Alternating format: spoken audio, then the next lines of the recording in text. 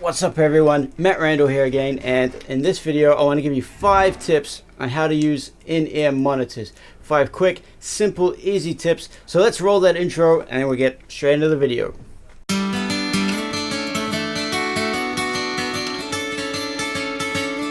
Okay, so when we talk about in-ear monitors, we're talking about earphones that are designed to sit in the ear and basically be hidden.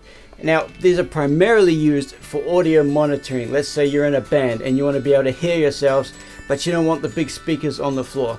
Well, these are where these come in handy. And if you're just starting out with your first set, let me give you 5 quick tips to make life a little bit simpler for you. Tip number 1 is, well, you gotta be patient. You gotta put the time in.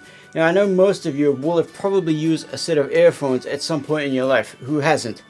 But using them as a monitoring device when you're on the stage playing in a band, it's a whole new thing.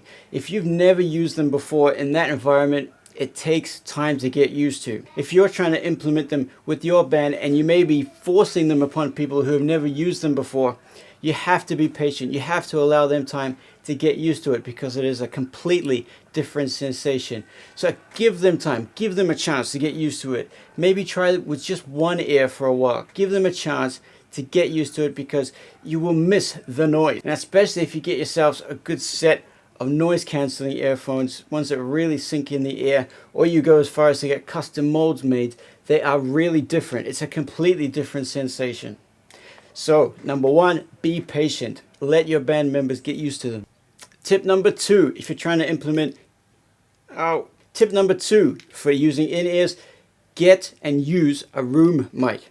If you don't know what I'm talking about, one of the first complaints or issues you're going to face when you start implementing in-ears is that people are going to start saying, I can't hear the room, everything's so dead. As soon as I put my ears in, it's like I'm not in the room anymore. Well, this is easily solved. Just get a simple microphone. It can be anything from a basic SM58 microphone and point it at the audience. Just something that picks up some ambient noise that you can get fed into your ears so it doesn't sound like you're isolated in a sound booth anymore. This will make a huge difference.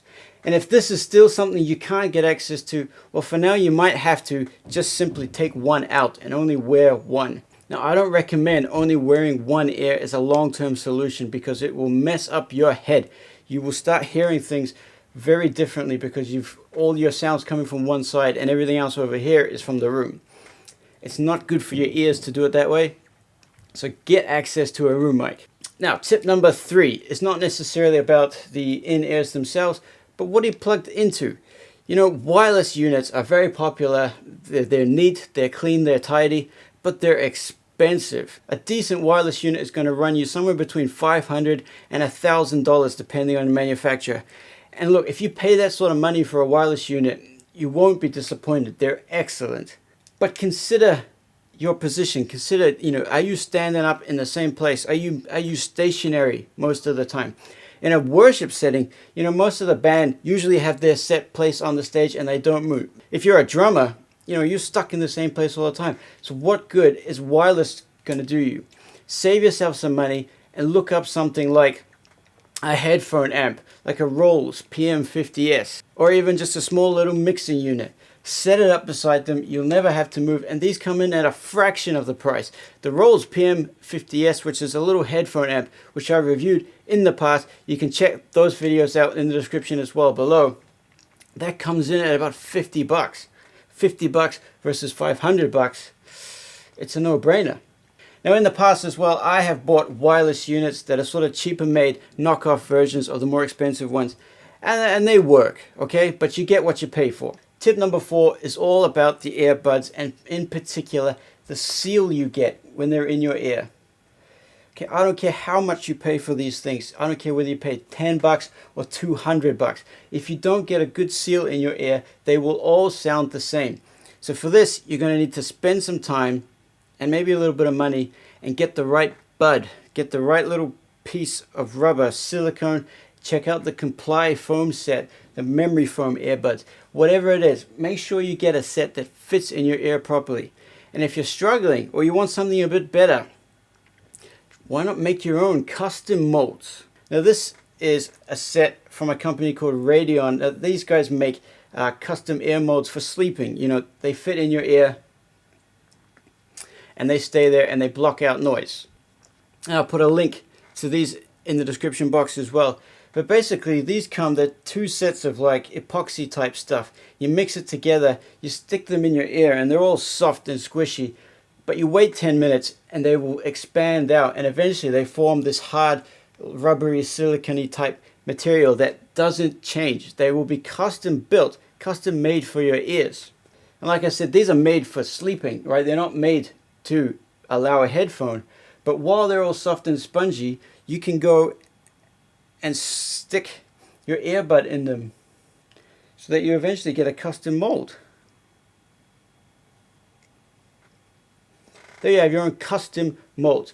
When they're finished, obviously you'll have to cut a wee hole in the bottom so the speaker can come through. Now there's a couple of videos as well on YouTube about how to make your own custom molds out of these on YouTube, so I'll put those down in the description box as well.